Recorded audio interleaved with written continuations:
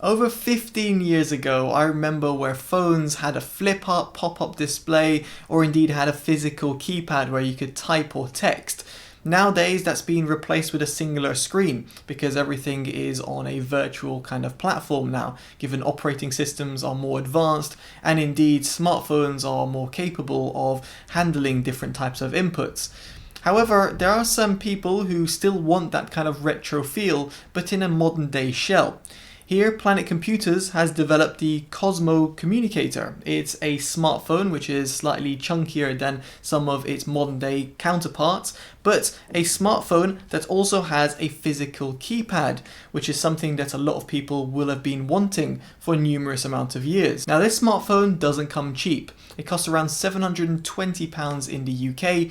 However, it is available in a variety of different formats. By formats, I mean different keyboard layouts, so it's not strictly UK or US layout only. It can be found in a variety of different layouts depending on where you live. Now, in this review, I'll be giving you my honest, detailed thoughts about the phone, if it's worth it or not, and indeed if it's something that you should actually go out and buy if you're looking for a smartphone of its class. And before doing so, I'd very much appreciate a follow on Instagram. It's at TotallyDubbed if you do use that social media platform. And if you're interested in all electric or hybrid vehicles, do check out Totally EV. Your support would be equally appreciated. So let's first start off and talk about the build quality and design, because this phone is truly unique given it has its physical keypad, which we'll touch upon in just a bit. Now, the phone's dimensions will be on your screen right now, but what I can tell you is that it is very much a chunky monkey in comparison to a lot of modern day smartphones, not only in terms of its width and depth, but also in terms of its weight, which is weighing it at 326 grams. Now, the phone's design is pretty nice in my opinion. This kind of silverish look gives it a pretty cool design. The back plate is also removable, but that's because you can have a replaceable battery inside. A nice touch that most modern day smartphones don't really have. As for ports and connectivity, well, you've got a USB Type-C port on the left-hand side, which is dedicated for fast charging, single peripherals or Ethernet support, and on the right-hand side, it's dedicated for slower charging and also HDMI output and single peripherals as well. In terms of audio, you've got a 3.5mm jack, which is pretty much a rarity nowadays, and you've also got stereo speakers found on the outer side of the display, and these actually do a really good job at giving you a more engaging experience over, let's say, other smartphones out there. Google Pixel 5, yes, I am looking at you. In terms of the connectivity, when I say connectivity in terms of its SIM card, it's got a dual SIM card tray. If you want to replace one of the SIM cards with a micro SD card, you can do so to expand storage, because this has 128 gigabytes of internal storage, so in case you want more, you can do so. And in terms of Wi-Fi, Bluetooth, it's got all that good stuff, and it's in terms of modern day standards as well. There's a power button found on the right hand side. Now, there is a display over here which we're going to touch upon in just a bit, but one thing that you should know over here, other than the slightly protruding camera, is that this little button over here doubles up as a fingerprint sensor. Now, the fingerprint sensor is pretty unresponsive. Often clicks you press, it just doesn't respond well enough, to a point where it's just quicker just to open up the smartphone and type in your passcode, or let's say your password, specifically because you got a keyboard over here which you can use. So let's talk about that keyboard. Well, the keyboard itself is available in different layouts, which is always a nice sign. So therefore it's not limiting to certain markets or certain individuals, and it also has a variety of different functions. In fact, there's so many different functions in there that actually Planet Computers has created a guide on these different functions, so you might want to check them out, and they'll be down in the description below. What I will say is that the media controls work well, and also you can screenshot directly from the keyboard and also access, let's say, the plus and minus sign as you would normally do on a regular keyboard. Now, when it comes to typing, the experience is good, but it does take a lot getting used to, purely because the smartphone itself is quite unique, and therefore for most people coming from touch-based keyboards, or should I say virtual keyboards, or full-sized or TKL keyboards on an actual PC, what you'll find is this compact layout is a little bit thin. So while I don't have very fat fingers, for those people who might have them, it might be hard to type, so something worth considering. Speaking about typing, let me just type around some random gibberish so you guys can hear the keyboard for yourself and actually see it in action.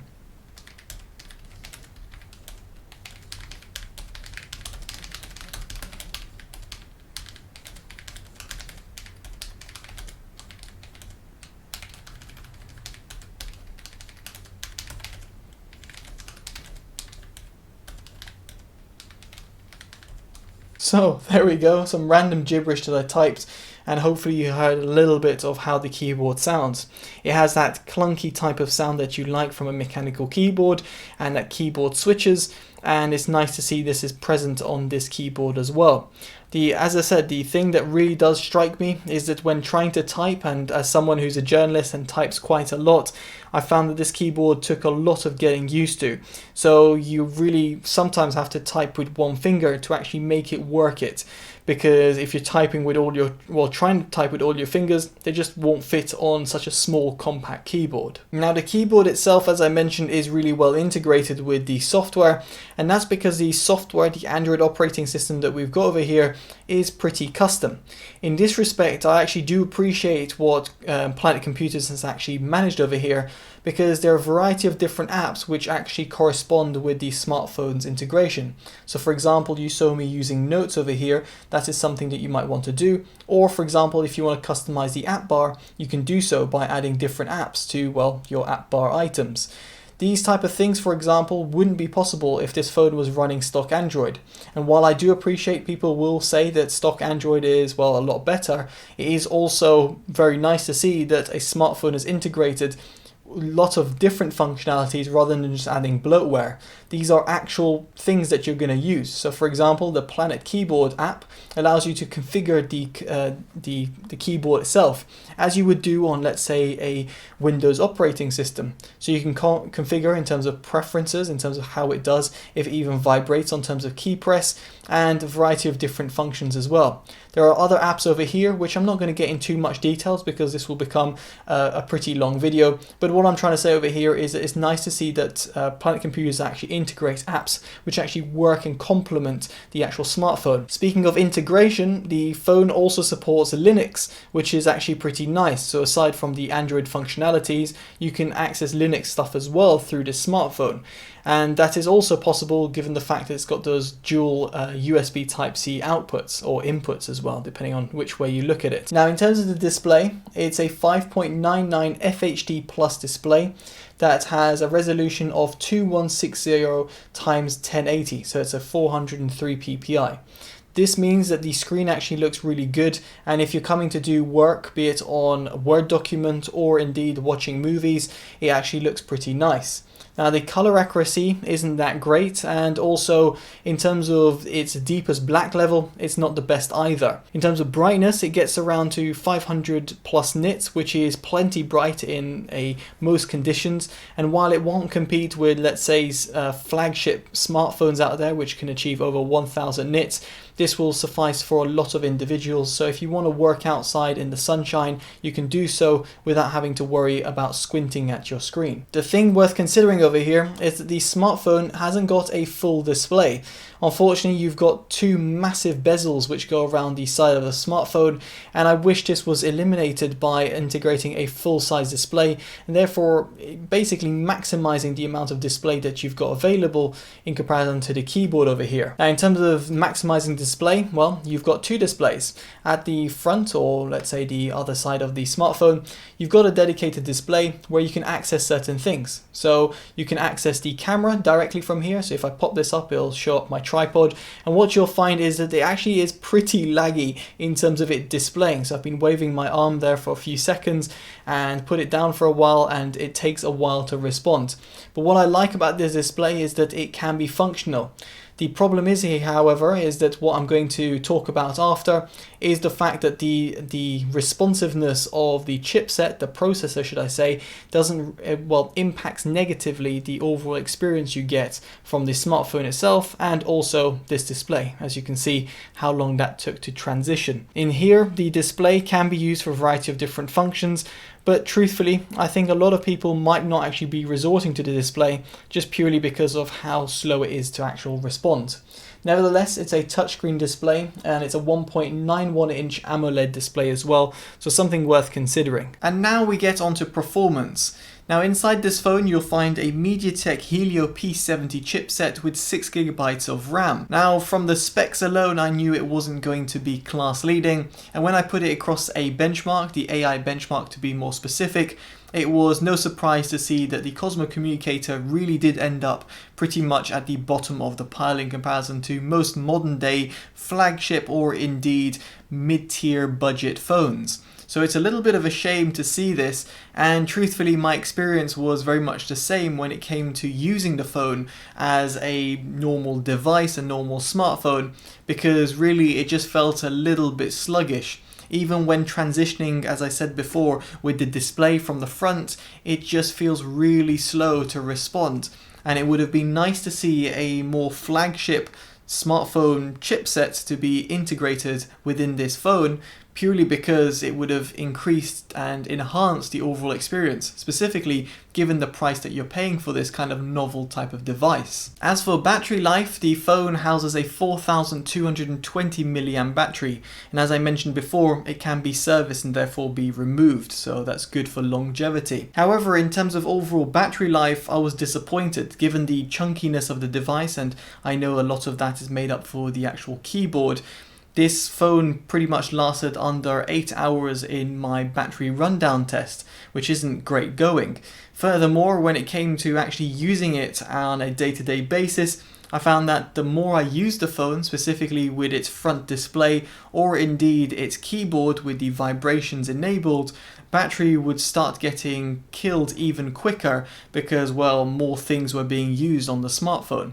So of course your mileage may vary, but my experience wasn't really positive. And in this respect, the phone will pretty much not last a single day, and at which point you're going to be wanting to reach out for those USB Type-C ports that I mentioned before. Now on to the camera. The back camera is a 24 megapixel camera, whilst the selfie camera is a 5 megapixel one.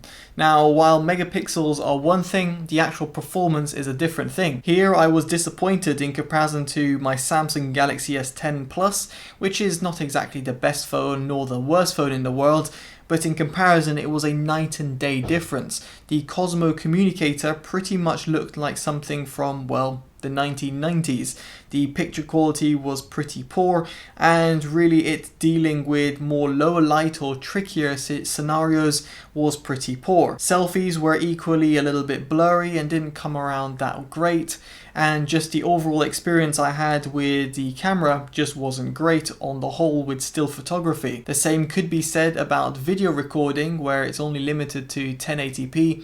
And here the camera, shall I say the rear camera, really does struggle when it comes to image stabilization, and again that detail and sharpness that you'd get on something like the Samsung Galaxy S10 Plus isn't really seen in the Cosmo Communicator, and again pretty disappointing. Now while I do appreciate that the camera functions won't be often used in this respect because you ultimately have to hold the phone like this with the keyboard probably out, or indeed use the front display, which is, as I said before, pretty laggy, it is still ultimately a smartphone, and for those people wanting to buy this phone, they will want a phone that has a pretty competent camera. In this respect, I just don't feel that the camera quality really is anywhere near what its suggested price tag is. Yes, I understand that the price tag does come with different implications, and the reason you are paying a premium is not just for the camera, but for a 2020 smartphone, its camera performance was really poor.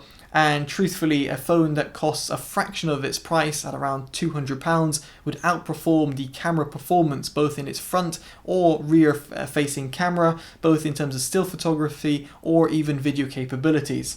And in this respect, I was pretty disappointed. And this all leads me on to my verdict. What do I make about the Cosmo Communicator? Well, there's no denying the fact that this has a physical keyboard, which really gives it a unique selling point over some of its competitors, or indeed phones that are modern day smartphones now. The problem is, however, that this smartphone is a lackluster in terms of its performance, its battery life and camera. which are three fundamental things when it comes to modern day smartphones.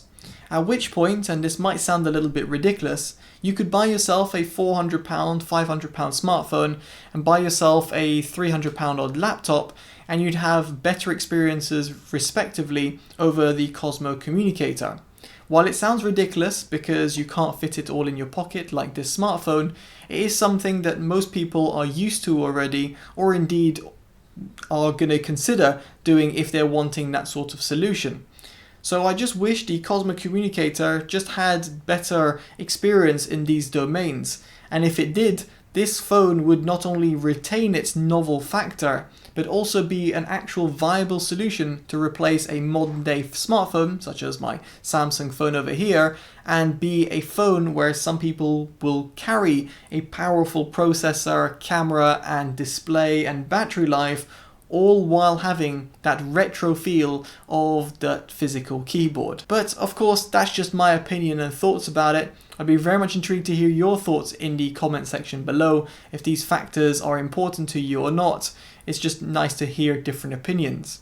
Now, if you do like this honest review, give it a like, subscribe to see more from the channel, and of course, favourite and share to help it grow. Alright guys, I've been Totally Dubbed, take care, and bye bye.